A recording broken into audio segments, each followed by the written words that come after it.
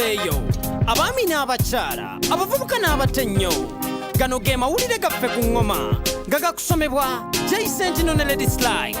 Tuula, kalira, wuliriza, nyumirwa amawulire.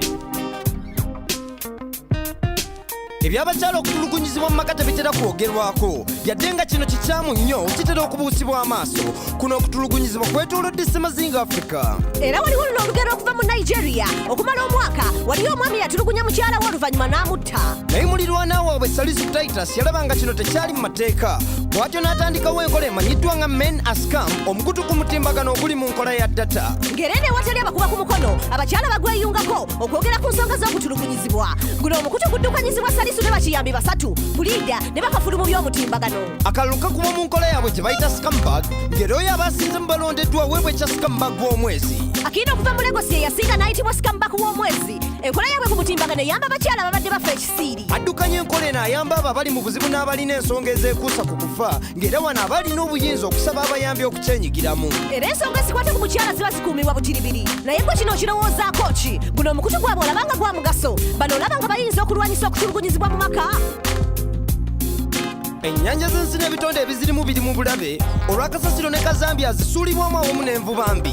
Abakugu bagamba gino emizibu gineeyongera okwolesebwa ku mayanja g'ensi eno. Kasasiro ajja kusinga ebyennyanja mu nnyanja zino obungi bwe tunaatuukira mu mwaka gwa 2050. Era zino ze zimu ku nsonga ezaanokolwayo mu lukuŋŋaana lw'amawanga agali ku nnyanja olw'omwaka guno, ng'era zino ensi zaakubirizibwa okukuuma ennyanja nga nnyonjo. Amawanga agali ku mayanja aga Ssemazinga Africa gafubye okulongoosa mu nkola zaago mu myaka 10 egiyise, wabula ebitundu 3 ku Ssemazinga bikyalimu empulunguse, nga zino ze mbalama z'amawanga ga Guinea, Libya wamu ne Somalia. Kati zimanyiddwa olw'envuba mbi, obutujju bw'oku nnyanja n'okukukusa abantu awamu n'ebiragalalagala. Gavumenti z'ensi zino okulemerera okulondoola ebitundu bino kiwadde abampembe akaaganya okwetaaya ku mbalama zino awamu n'okufiiriza ensi zino ensimbi buwanana. Ssemazinga Africa alina amawanga 38 agali ku mbalama z'amayanja awamu n'obuzinga obuwera, ng'awamu yeetooloddwa square kilomita obukadde 13 obw'amayanja, ng'amawanga gano gasobola okweyambisa ebitundu bino okwekulaakulanya. Ensimbi eziyinza okukuŋŋaanyizibwa okuva ku lubalama lwa Ssemazinga Africa nazo nnyingi ddala, era nga bizinensi eziri ku lubalama luno omugatte zibalibwamu akasiriivu kamu $1. Amanyanja gano gasobolera ddala okuleetawo enkulaakulana awamu n'okutondawo emirimu egy'enkalakkalira, nga kati ekitongole kya African Union kwe kitadde essira. Oluvannyuma lw'okulonda mu 2016 oyinza okulowooza demokulasiya kyekirooto. Bingi ebyaliwo ku ludda oluvuganya gavumenti mu Uganda. Waliwo obutabanguko mu Somalia, Gambia y'omukulembeze wa Gambia era Ghana yokka ye yafuna okulonda okw'emirembe. Ekyebuzibwa kiri nti demokulasiya ddala mwali mu Afirika. Katwebuuze ku Kenya, Rwanda n'Angola. Mu Agusto w'omwaka guno gano amawanga 3 gaakuddamu okulonda. Ebinaava mu kulonda kirabika byakukyusa ekitundu. Kenya emanyiddwa okuba n'ebyafaayo by'okulonda eby'okusika omugwa. Naye ng'abamu bagamba kino kyekuusa ku nkola ya demokulasiya. Ebyekibiina ky'Odinga n'ekya Kenya tebikyali biwanvu, naye ng'ekyebuzibwa kiri nti kino kyetaaga okujaganya oba nedda. Kenya eyinza okwolekera obutabanguko. Mu Rwanda ateyo olugero lulala mu by'okulonda, era kirabika kati wali baaludda luvuganya. Kagame yafuga era alina obuwagizi nkuyanja, newankubadde tewannabaawo bwerufu empapula z'amawulire we zigamba. Olowooza demokulasiya mwali mu Afirika? Kirabika twebuuzeko ku mukulembeze wa Angola. Oluvannyuma lw'emyaka 37 entebe yagyamuka n'agirekera minisita Joao Lourenco. Lourenco ayolekedde buwanguzi na kujaganya ng'ayambiddwako ekibiina kya MPLA. Okulonda kw'amawanga gano 3 kwe kujja okusalawo obutabanguko oba emirembe mu kitundu. Lady Slike, be wali ogiwuliddeko. Ndowooza kitegeeza nga tewannabaawo muntu mulala. Naye eri abaddugavu kino kitegeeza kirala nnyo. Eno ye app eyamba abanoonya abaddugavu. Kino olumu kibakwasa ensonyi ku nguudo ne ku mikutu gy'abanoonya ku mitimbagano. Ekitabasanyusa kubeera abamu basigala basosola olw'eno enkola ya digito.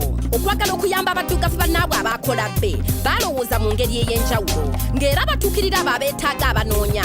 Baatandikira mu kukola pate ne badijje mu masomero g'abaddugavu ag'edda nezisettendekero, ng'eno abeetaaga enkola yaabwe basobola okumanya n'okudawuniloodinga app ya bbe ekibasobozesa okufuna ababeezi be babadde banoonya. Naye baani abali emabega wa bbe?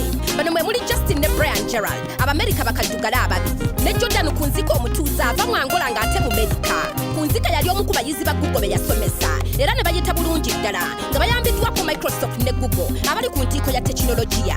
Naye Kunzika yayagala okulagawo kyalinawo mu tekinologiya, bw'atyo n'ayiiya bbe. Eno app yatongozebwa mu 2015 era mu ssabbiiti ntono nnyo baali bawezezza downloads omutwalo gumu mu 7, era ng'eno enkola yaabwe ekubisiddwamu emirundi 10 okuva wetandikibwawo naye bano ekitundu kyabwe kyakwatayo kitya bano basooka kulembeza abantu baabwe mu bitundu mwe bava nga tebali bakulowooza ku muntu mulala yenna nsigadde nze MC Yala nga mbaweereza ku Newsbeat.